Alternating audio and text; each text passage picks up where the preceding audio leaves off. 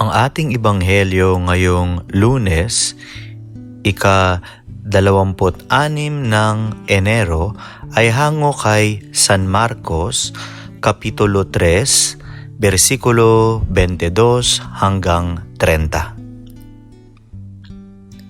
Sinasabi naman ng mga tagapagturo ng kautusan na galing sa Jerusalem patungkol kay Jesus, "Sinasapian siya ni Beelzebul.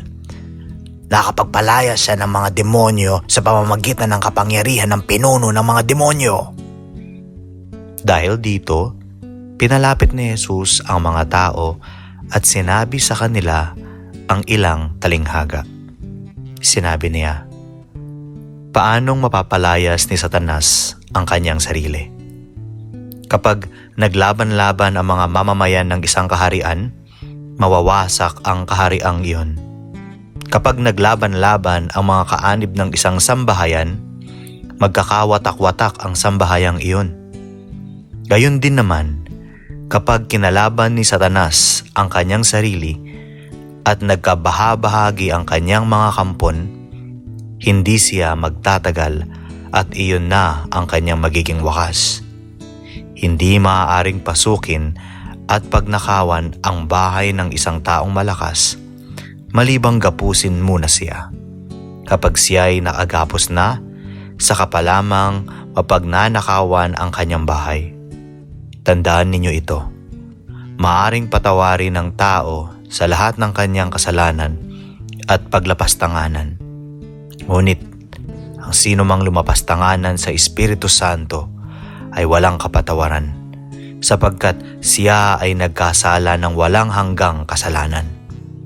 Sinabi ito ni Jesus sapagkat sinasabi ng mga tao na siya ay sinasapian ng masamang espiritu.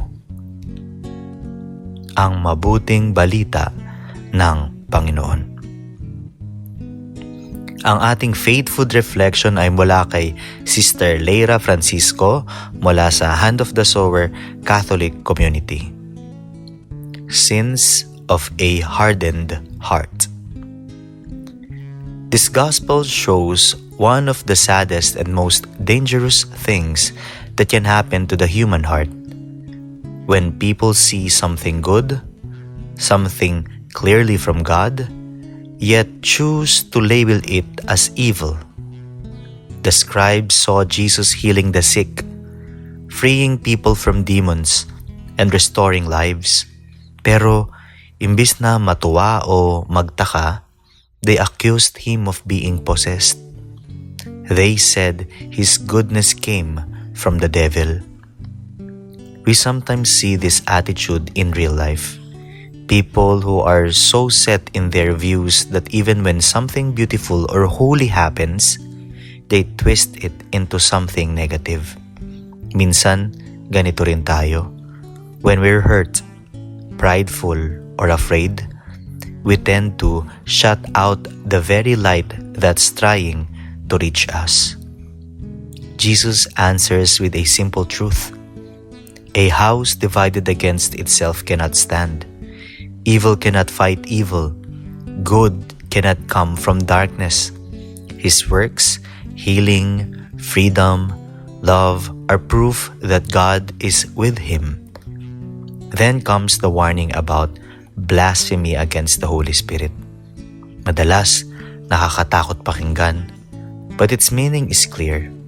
It is the refusal to recognize God's goodness even when it is right in front of us. A heart that refuses to see goodness, a heart that cannot accept forgiveness. This gospel invites us to reflect on our openness. Are we willing to see God's presence even in unexpected places? Or do we let fear, pride, or cynicism blind us? Let us pray. Lord, soften my heart and clear my eyes that I may recognize your goodness when it comes, and never close myself to the truth you reveal. In the name of the Father, and of the Son, and of the Holy Spirit.